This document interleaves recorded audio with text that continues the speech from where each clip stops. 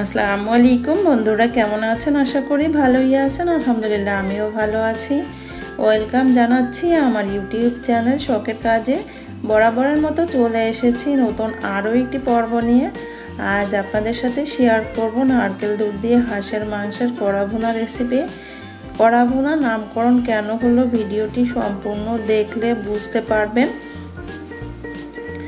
এখানে আমি একটা হাঁসকে ভালো করে পরিষ্কার করে স্কিন সহ রেগুলার সাইজ করে কেটে ধুয়ে পানি ঝরিয়ে নিয়েছি। আমি একটু দেখিয়ে দিচ্ছি, আমি কিন্তু প্রত্যেকটা মাংসের সাথে স্কিন রাখার চেষ্টা করেছি। আর এই স্কিনটা কিন্তু মাংসের সাথেই রাখতে হয়, আলাদা ছাড়িয়ে নিলে ভালো লাগে না। আর হাঁসের মাংসের স্কিনটাই খেতে মজা। আপনারা যদি খেতে না চান তাহলে ছাড়িয়ে নিতে পারেন। এখানে নারকেল দুধ দেখতে পাচ্ছেন, আমি 2টা নারকেল কুড়িয়ে হালকা গরম পানি দিয়ে ব্লেন্ড করে নেটের কাপড়ে খুব ভালো করে সেঁকে নিয়েছি। এভাবে দুধ করলে দুধটা অনেক গাঢ় হয়। আর মেজারমেন্ট মগে আমি 500 ml দুধ মেপে নিয়েছি। চুলায় একটা প্যান বসিয়ে দিয়েছি। এখন দিয়ে দিব 1/4 কাপ সাদা তেল। তেল খুব বেশি দিতে হবে না, কারণ নারকেল এবং হাঁস থেকে কিন্তু যথেষ্ট পরিমাণে তেল বের হবে, সেজন্য তেলটা পরিমাণ মতো দিতে হবে।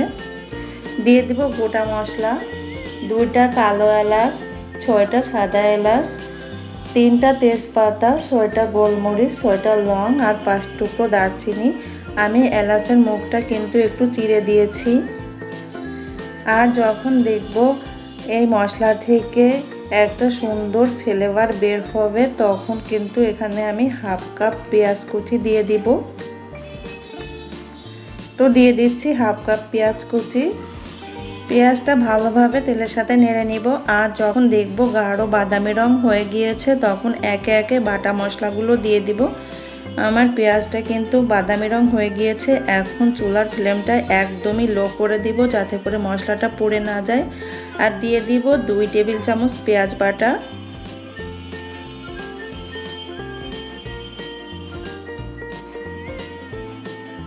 2 টেবিল চামচ রসুন বাটা, 2 টেবিল চামচ আদা বাটা,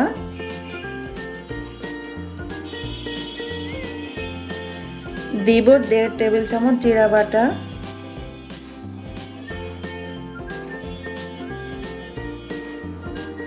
1 টেবিল চামচ ধনিয়ার গুঁড়ো,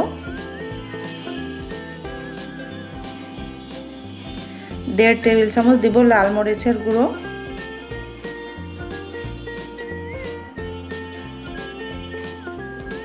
2 চা চামচ দিব হলুদের গুঁড়ো,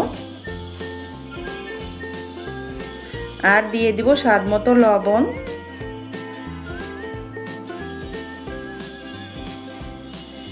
এখন আমি হলুদ আর মরিচের গুঁড়ো খুব ভালোভাবে তেলের সাথে একটু নেড়ে নিব,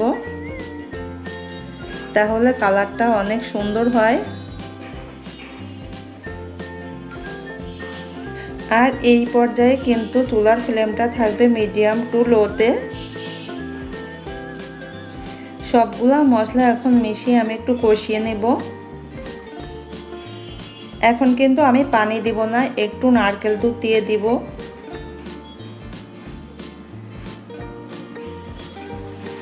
দিয়ে মশলাটা ভালোভাবে কষিয়ে নিব। তো খুব ভালোভাবে নেড়ে নেড়ে কষিয়ে নিতে হবে, যাতে করে নিচে পোড়া লেগে না যায়। মশলার উপর তেল উঠে এসেছে, তার মানে মশলাটা কষানো হয়ে গিয়েছে। এবার ধুয়ে রাখা মাংসটা দিয়ে দিব।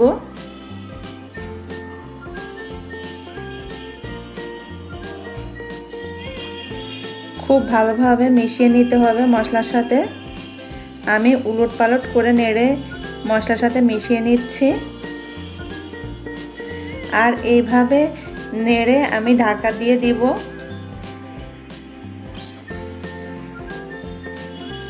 আর চুলার ফ্লেমটা থাকবে মিডিয়াম টু লোতে।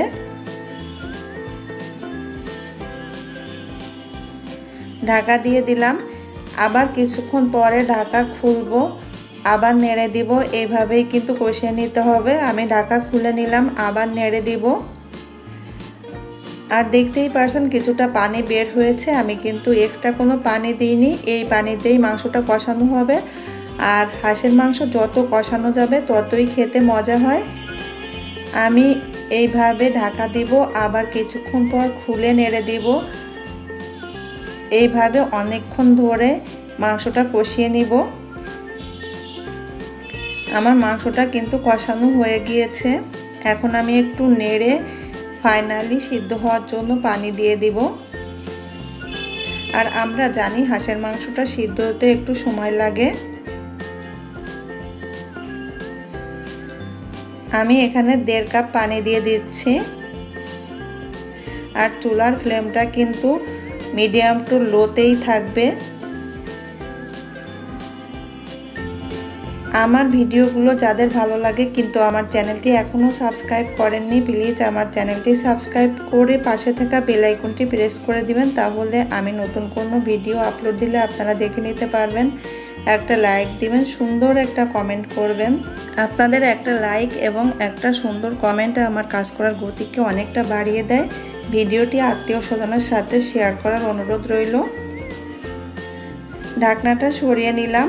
মাংসটা 80% সিদ্ধ হয়ে গিয়েছে এবং পানিটাও শুকিয়ে গিয়েছে। এখন নারকেল দুধ দিয়ে দিচ্ছি। এই নারকেল দুধেই কিন্তু 20% সিদ্ধ হবে।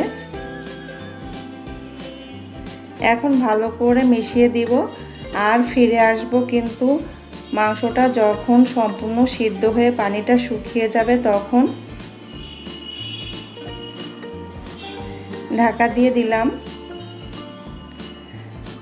তো আমার মাংসটা এখন সম্পূর্ণ সিদ্ধ হয়ে গিয়েছে আর পানিটাও শুকিয়ে গিয়েছে। বাদ বাকি উপকরণগুলো এখন দিয়ে দিব। এখানে আমি 3 টেবিল চামচ পেঁয়াজ বেরেস্তা হাত দিয়ে গুঁড়ো করে নিয়েছি। এটি সব জায়গায় ছড়িয়ে দিব। দিয়ে দিব 2 চা চামচ হোমমেড গরম মশলা,